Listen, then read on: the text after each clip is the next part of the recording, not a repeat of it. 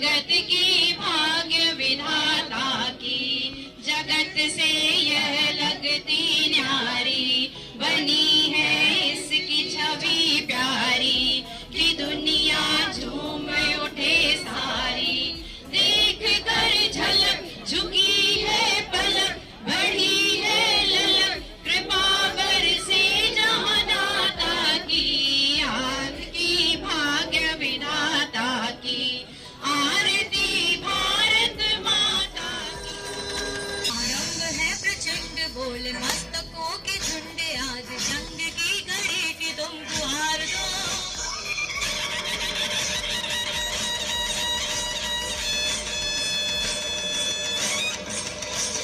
आरंभ है प्रचंड बोल मस्तकों के झुंड, आज जंग की घड़ी की तुम गुहार दो। आन बान शान आओ जान का भी दान, आज एक धनुष के बाण पे उतार दो। आरंभ है प्रचंड बोल मस्तकों के झुंड, आज जंग माध्यम है, जिन्होंने अपने निज स्वार्थों को ताक पर रखकर देश के लिए अपने प्राणों की आहुति दी, उन सभी वीरों को श्रद्धांजलि स्वरूप एक गीत प्रस्तुत करने जा रही हूँ, जिसे लिखा है पंडित नरेंद्र शर्मा ने और संगीत दिया है श्री जयदेव जी ने। मैं उनकी याद में गा रही हूँ आज श्रद्धा गीत धन्यवाद में, जो समय में हो गए अमर, मैं उनकी याद में गा रही हूँ आज श्रद्धा गीत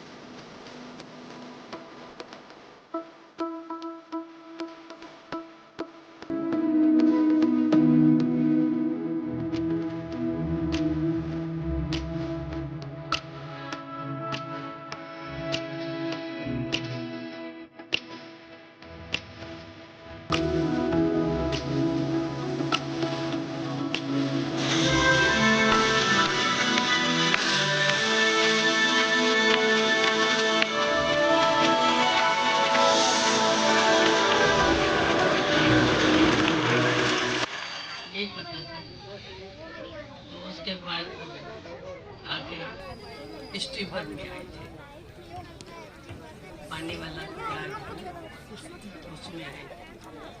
तो हम पूरी फैमिली थी, आ गए हम लोग अजमेर में।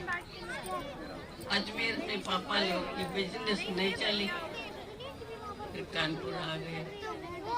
कानपुर में भी बहुत डर था, लड़ाई लड़ाई कर सागर खुशी के सबको हमको है पिलाना, भारत की इस जमी पे जन्नत है अब बनाना, भारत की इस जमी को जन्नत है अब बनाना, जो ना अधूरी पूरी उसे कराना, जो योजना। हमने खाली एक पॉन्टून ब्रिज बनाया था, तो मैं इंजीनियर्स के आदमी मैंने आए थे रुड़की से बीच किया था, तो हमने वहाँ ब्रिज बनाया था। लेकिन ये हम लोग लौट के आगे हमारे रेजिमेंट से कोई भी कैजुअलिटी हुई नहीं।